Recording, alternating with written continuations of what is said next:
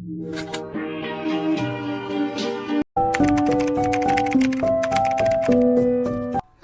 namaku Aulia Aurora Salsabila.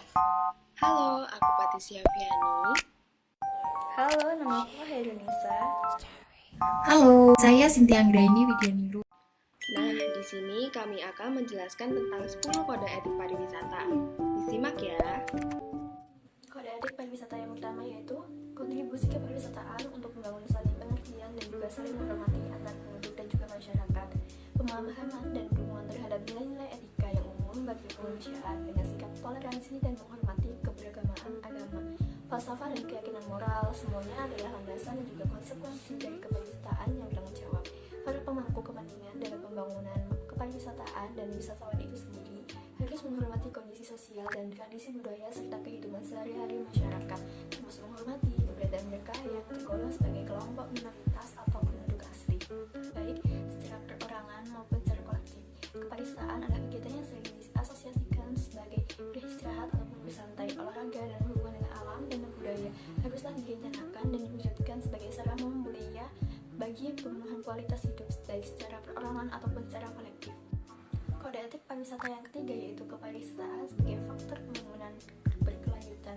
Infrastruktur kepariwisataan harus dirancang dan kegiatan kepariwisataan harus diprogramkan sedemikian rupa untuk melindungi warisan alam yang terdiri dari ekosistem dan keberagaman hayati serta untuk melestarikan spesies dan habitat yang dilindungi.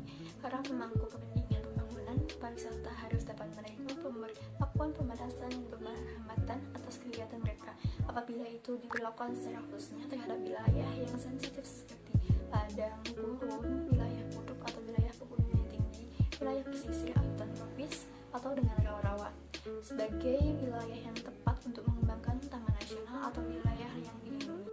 Yang keempat yaitu pariwisata sebagai pemakai warisan budaya kemanusiaan serta sebagai penyumbang pengembangan warisan budaya itu sendiri.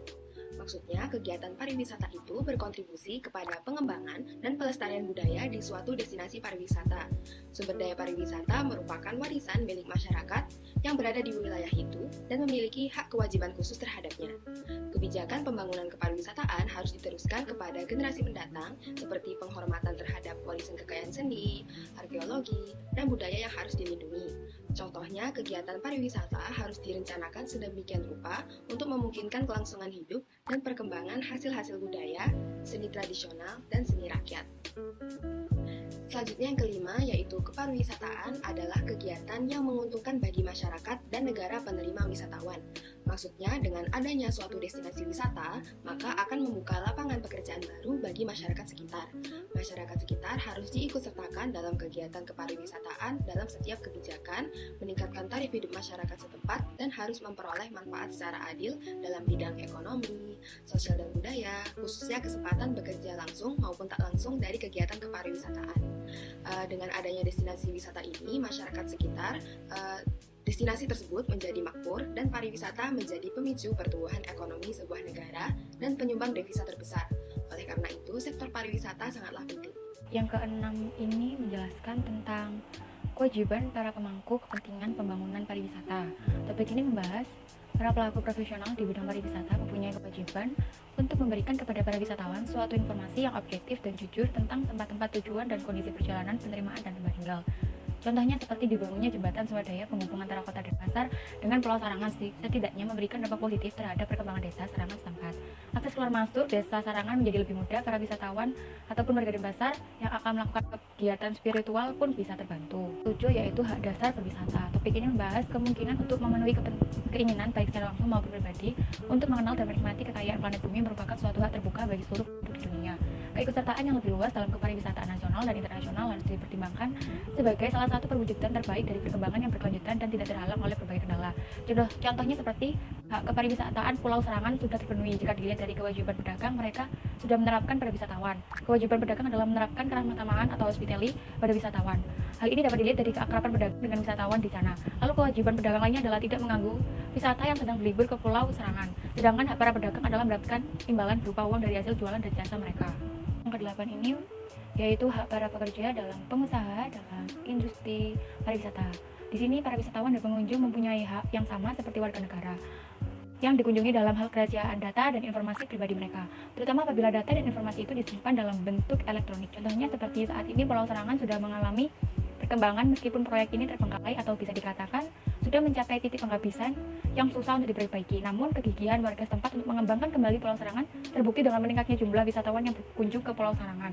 Pulau Serangan juga dikenal memiliki suatu tempat penangkaran penyu di dekat sana. 9. Hak-hak pekerja dan pengusaha industri pariwisata.